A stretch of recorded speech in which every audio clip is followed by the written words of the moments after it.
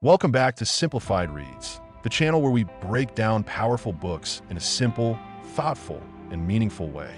In today's video, we're exploring 10 of the best literary fiction books from 2024 and 2025, using a deep dive checklist that covers themes, characters, plot structure, style, conflicts, and more, all crafted to help you understand what makes these novels unforgettable. Beginning with James by Percival Everett. The novel reimagines adventures of Huckleberry Finn from Jim's perspective, turning a classic American tale into a profound exploration of freedom, power, race, and self-definition. Everett uses this familiar setting to expose the psychological weight of enslavement, allowing themes of dignity, justice, and identity to surface through Jim's inner conflicts and evolving relationships. Jim is driven by love for his family and a fierce determination to reclaim his autonomy.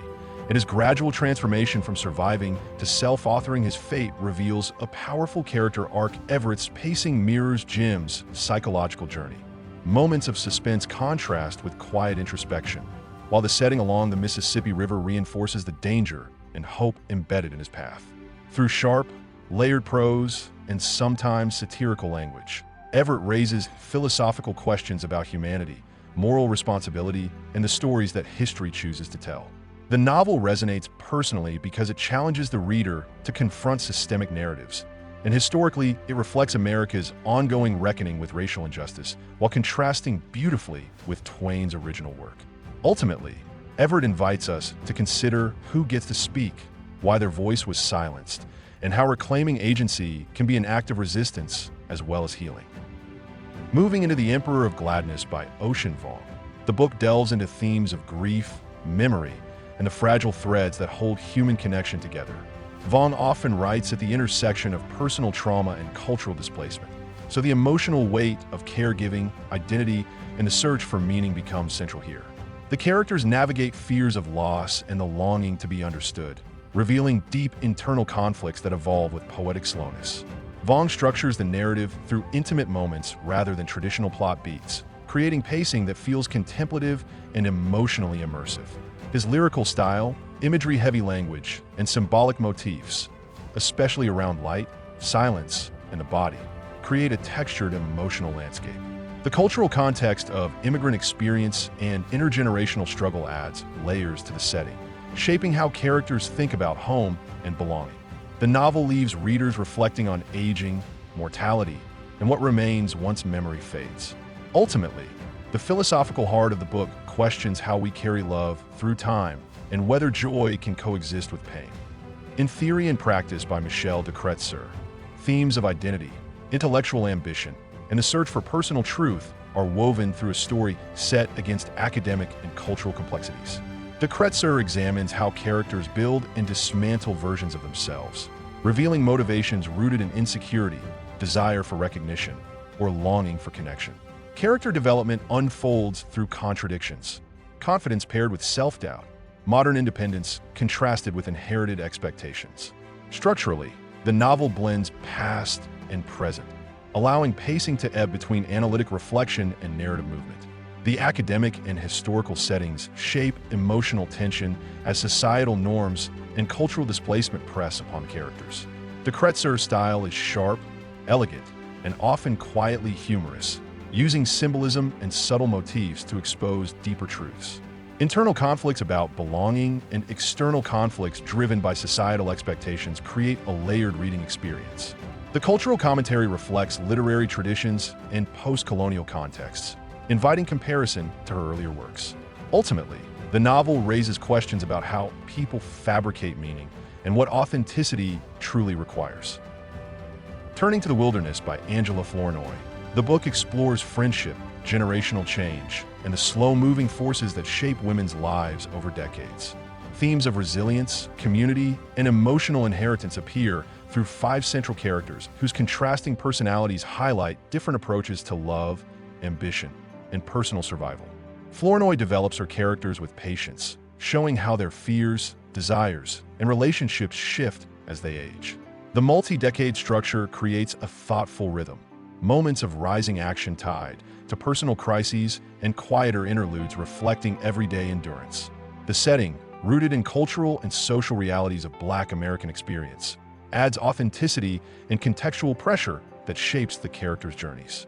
Flournoy's style blends warm realism with precise psychological insight, and recurring motifs, such as shared spaces or symbolic objects, deepen the narrative. Conflicts, both internal and communal, show how growth often comes through discomfort.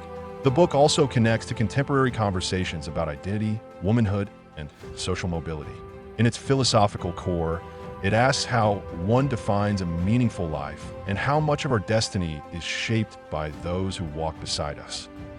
Then, in Audition by Katie Kitamura, the story examines truth, identity, and the complexities of familial relationships, centering on themes of memory, performance, and the masks people wear.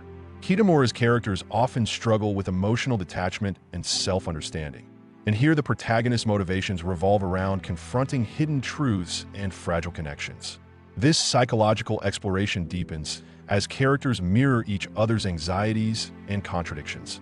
Kitamura structures the novel with deliberate pacing, letting tension accumulate through ambiguity and withheld information. The setting, often marked by controlled interiors and symbolic spaces, reflects emotional isolation and societal pressure. Her spare, elegant prose uses silence and subtext as much as dialogue, making the narrator's perspective both compelling and unreliable. Conflicts emerge through internal reckonings as much as interpersonal tension, and the resolution invites contemplation rather than closure. Kitamura's style encourages readers to question perception and memory, raising philosophical questions about authenticity, self-confrontation, and the cost of denial. In Creation Lake by Rachel Kushner, the story explores themes of rebellion, history, and the socio-political forces that define communities. Kushner's characters tend to be sharp, restless, and propelled by ideological tension, and here they navigate personal desires within a shifting societal landscape. Their development highlights the contrast between idealism and reality, showing how people change as their convictions collide with lived experiences. The plot structure blends linear narrative with reflective digressions, creating pacing that feels kinetic yet layered. The setting, steeped in political and cultural histories, shapes every decision the characters make. Kushner's style is vivid and cinematic, relying on symbolism and recurring images that reveal deeper meaning beneath the surface. Conflicts often revolve around freedom, power, and the consequences of resistance, leading to a resolution that is emotionally charged rather than neatly tied. Philosophically, the novel questions who controls history and how personal agency operates within systems larger than any individual. In Great Big Beautiful Life by Emily Henry, themes of healing, emotional rediscovery, and life transitions appear through Henry's warm, character-focused storytelling.